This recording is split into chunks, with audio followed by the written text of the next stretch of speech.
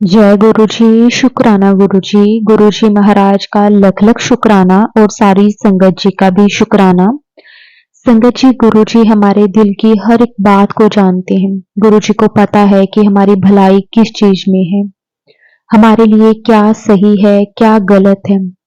हमें हर श्वास में गुरु जी का शुक्राना करना चाहिए। जो गुरु जी ने दिया उसका भी शुक्राना, जो नहीं दिया उसका भी शुक्राना।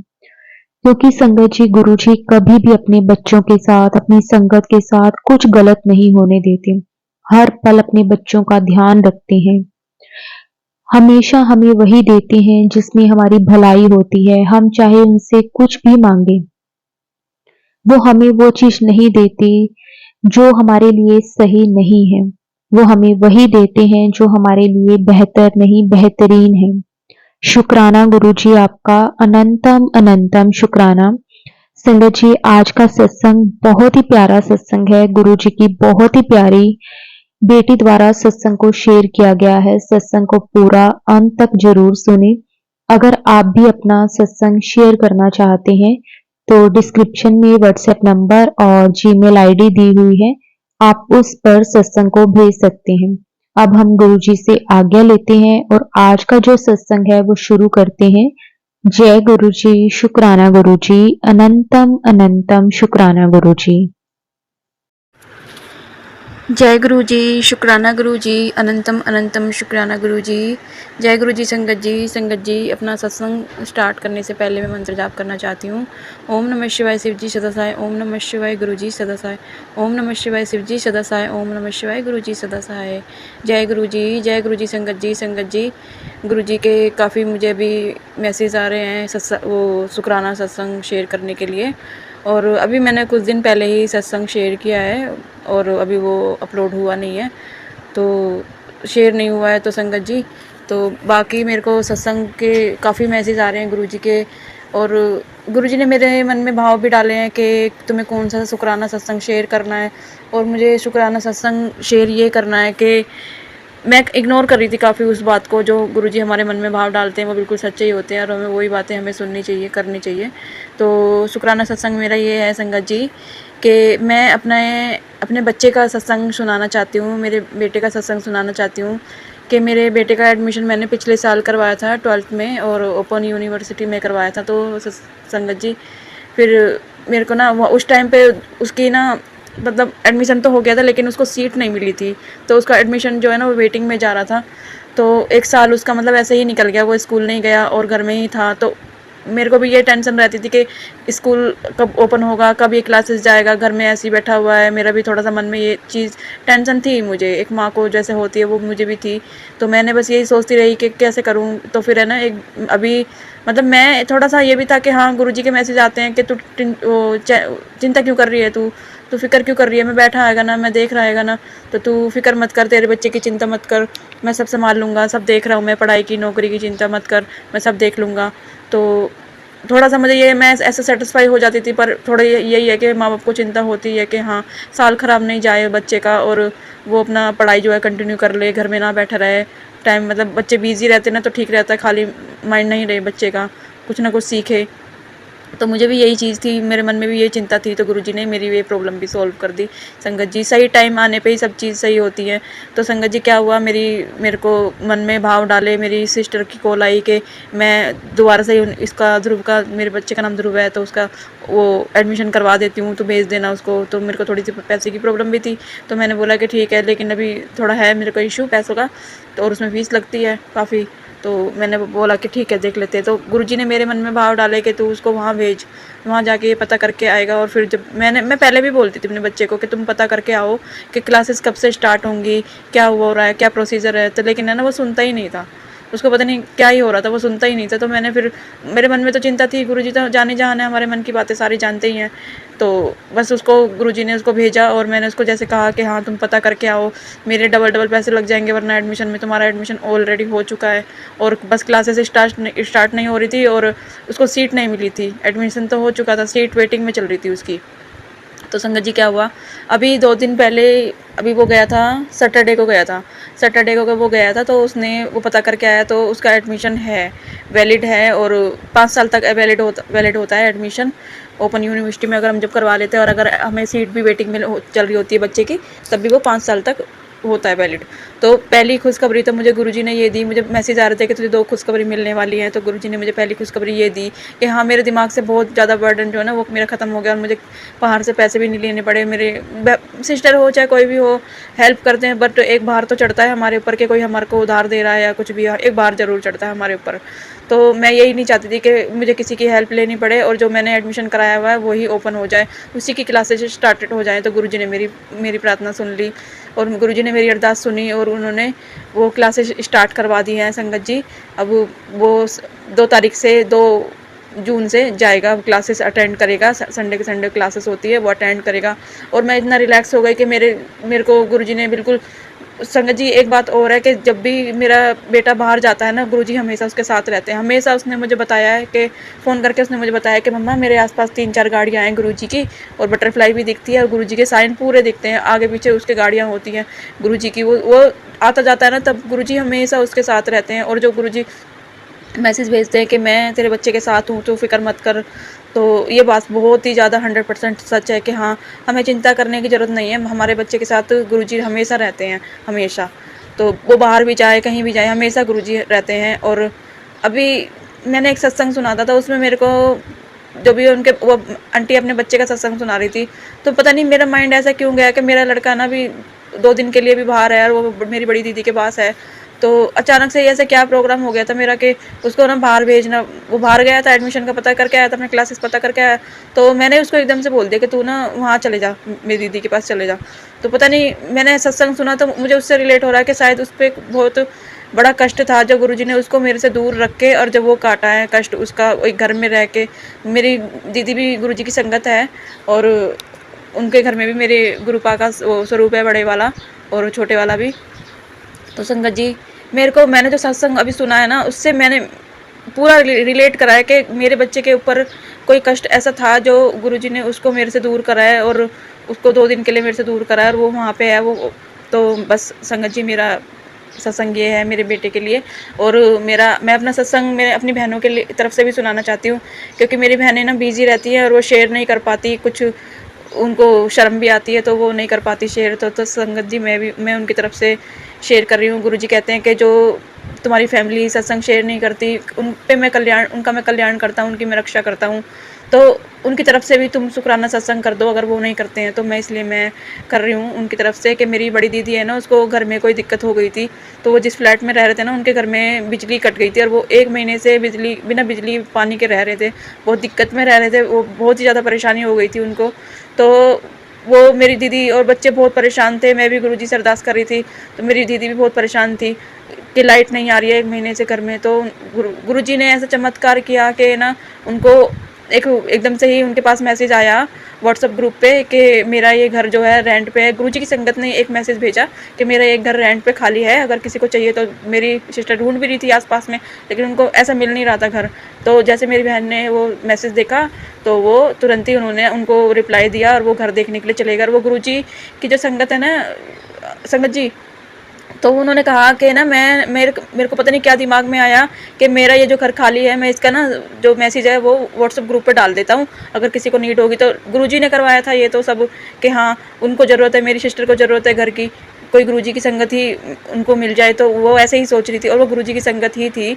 और उन्होंने जैसे कि वो डाला, सर्कुलर डाला, मैसेज डाला व्हाट्सएप ग्रुप पे, तो मेरी सिस्टर ने देख लिया, वो तुरंत घर देख के आ गए, और उनके घर की प्रॉब्लम भी सॉल्व हो गई। उन्होंने बहुत कष्ट, गुरुजी ने पता नहीं उनका कौन सा कष्ट कटवाया था, जो वो 1 महीने बिना बिजली पानी के लाइट के रहे हैं, और बहुत ही दिक्कत में रहे थे वो। बाद में उन्होंने जो बातें बताई, उस घर में नेगेटिविटी भी थी, उस घर में कुछ एंटिटी थी जो मेरी सिस्टर को दिखाई देती थी। और ये बात उसने हमें बाद में बताई कि गुरुजी तो हमारे सब कुछ देख ही लेते हैं, कि इनका घर में, इस घर में रहना ठीक नहीं है। इसलिए उन्होंने प्रॉब्लम जो भी ऐसे फेस करी, और ऐसे क्रिएट हुई चीज़ें कि अचानक से उनके घर में लाइट कट हो गई और दिक्कत हुई उन्हें। तो संगत जी, उनको नया घर दिलवाया गुरुजी ने, और वो अच्छे घर में है, गुरुजी की संगत के घर में ही है, गुरुजी की संगत है, जिनका वो मकान है, जिनका वो फ्लैट है संगत जी।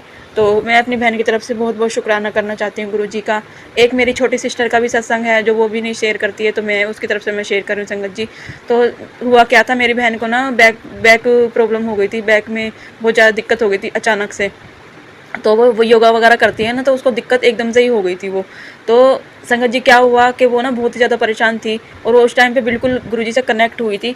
तो उसने कहीं मैसेज देखा होगा, वो भी सत्संग सुनती थी बीच बीच में, जैसे उसको टाइम लगता था। तो उसने वो गुरुजी का मैसेज देखा कि उसको 5 सोमवार को जाना है गुरुजी के बड़े मंदिर और दर्शन करके आना है और लंगर प्रसाद करना है, जो भी है, चाय प्रसाद लेना, जल प्रसाद लेना है बड़े मंदिर जाके, तो वो ठीक हो जाएगी। तो मेरी छोटी सिस्टर ने ऐसा ही किया था संगत जी, और वो बिल्कुल ठीक हो गई। गुरुजी ने उसका ट्रीटमेंट जो भी है बहुत अच्छी जगह से हुआ, और वो अब बिल्कुल ठीक है।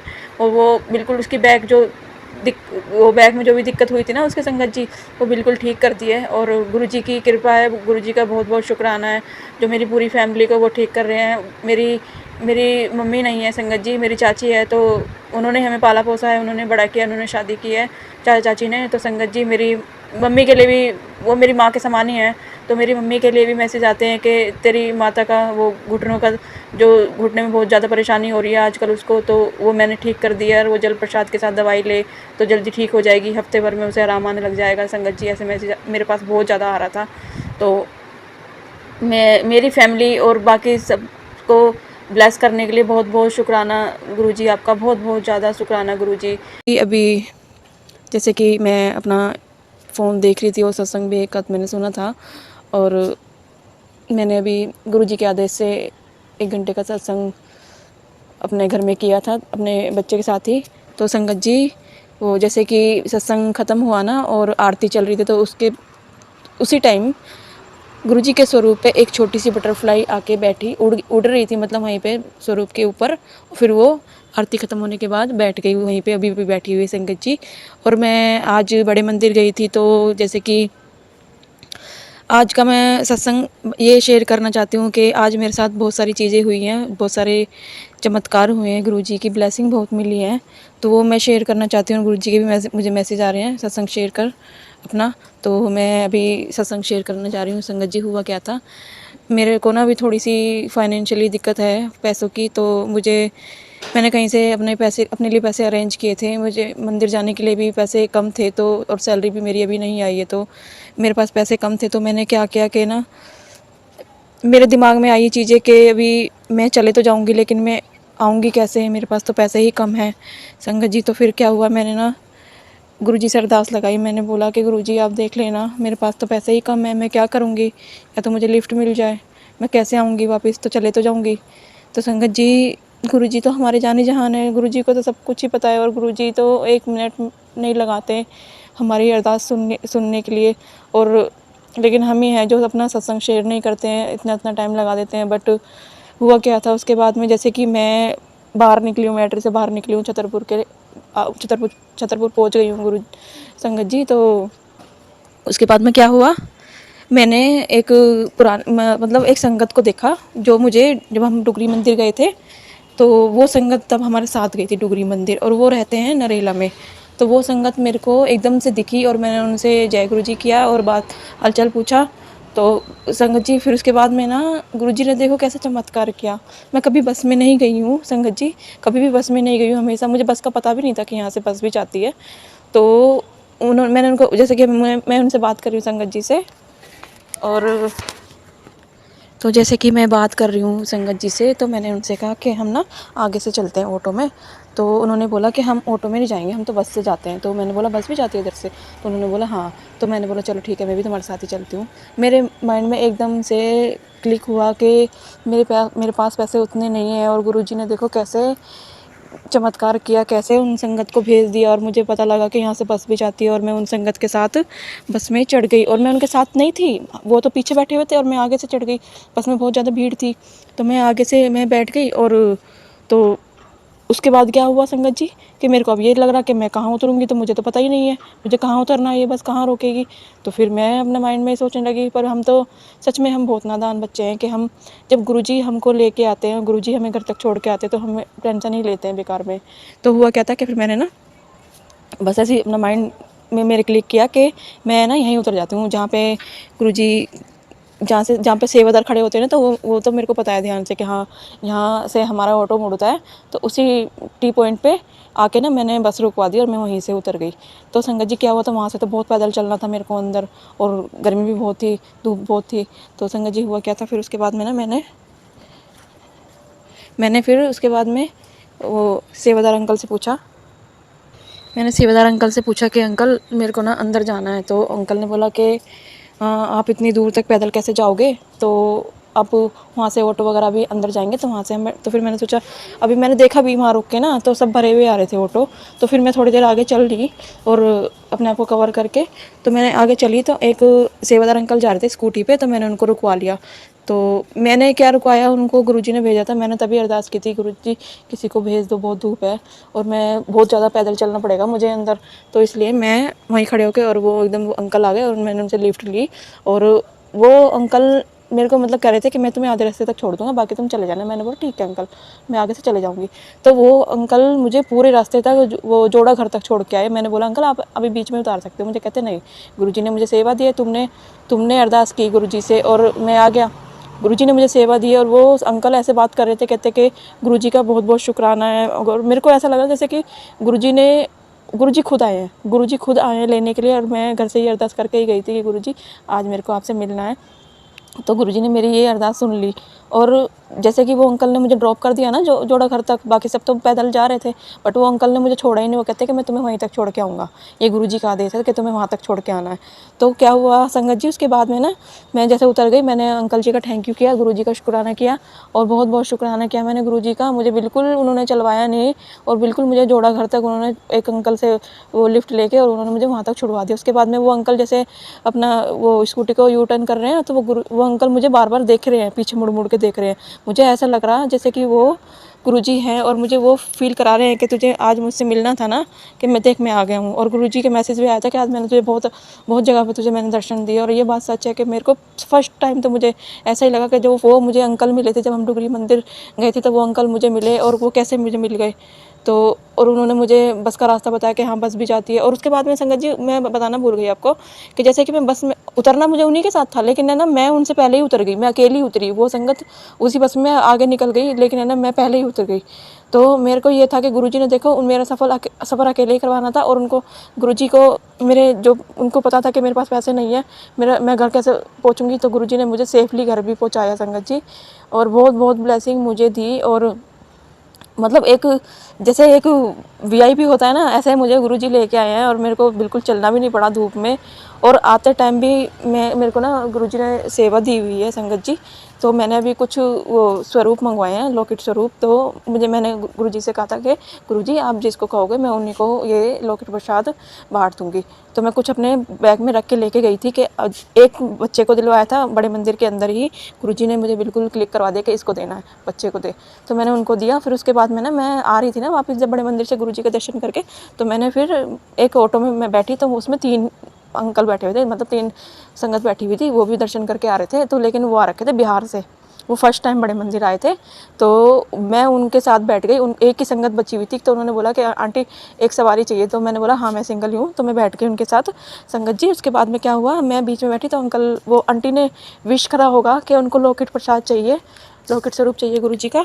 तो संगत जी क्या हुआ, मैंने उनसे, पता नहीं मैं वैसे नॉर्मली ना मैं वैसे बातें नहीं करती हूँ संगत से, बट मैंने उनसे बातें करी और उन्होंने बोला कि हम बिहार से आए हैं और हम फर्स्ट टाइम आए हैं। तो मेरे माइंड में एकदम गुरुजी ने क्लिक करवाया कि जैसे कि गुरुजी ने मुझे उनके लिए ही भेजा था कि इनके मन में है कि हमें लॉकेट स्वरूप चाहिए या कोई भी स्वरूप चाहिए, हम फर्स्ट टाइम आए हैं। तो मैंने सीधा ही अपने पर्स में हाथ डाला और मेरे 3 ही लॉकेट स्वरूप बाहर आए मेरे हाथ में। मतलब एक मैं चाहती थी कि मैं वो ड्राइवर अंकल को भी, एक मैं ड्राइवर जो अंकल है ऑटो वाले, मैं उनको भी देना चाहती थी, लेकिन मेरे हाथ में ना 3 ही स्वरूप आए। तो मैंने सोचा गुरुजी नहीं चाहते कि इनको भी मिले अभी, तो मैंने वो 3 अंकल थे उनको मैंने दे दिया। और सॉरी वो संगत जी, एक आंटी थी और 2 अंकल थे जो बिहार से आए हुए, तो फर्स्ट टाइम आए थे। तो मैंने उनको जैसे लॉकेट स्वरूप दिया ना, तो वो आंटी बहुत खुश हो गई। वो कहती कि मैंने गुरुजी से एक ही विश अभी मांगी थी, मेरी पहली विश गुरुजी ने पूरी कर दी कि मुझे एक स्वरूप चाहिए और मुझे वहाँ से मिला नहीं बड़े मंदिर से, और आपने मुझे दे दिया। जैसे कि आपको गुरुजी ने भेजा था और हमारी विश पूरी करने के लिए। वो अंकल भी बहुत खुश हुए और एक अंकल और थे वो भी खुश हुए और वो आंटी तो बहुत ही खुश हुई। और उन्होंने जाते टाइम मतलब मुझे अच्छे से हाय हेलो करके, और मुझे जब वो गए थे तो मेरे को आज मेरा ये सत्संग है संगत जी जो मेरे साथ हुआ है। और मैं अभी मैं अपना सत्संग को विराम करना चाहती हूँ संगत जी। और गुरु जी की बहुत ही ज़्यादा मेहर है, बहुत ही ज़्यादा कृपा है। बस हम अभी बच्चे हैं ना गुरु जी की नज़रों में, और गुरु जी की जो महिमा को ना समझ नहीं पाते हैं। बस थोड़ा सा डाउट भी कर जाते हैं, घबरा भी जाते हैं जैसे कोई परेशानी होती है। पर हम ये भूल जाते हैं कि हमारे सर पे गुरु जी का हाथ है और हमें कोई भी प्रॉब्लम वो आने नहीं देंगे। मेरे को तो मैसेज आते हैं कि पैसे की वजह से तेरा कोई काम नहीं रुकने दूंगा और तू कभी अपने आप को अकेला मत समझ।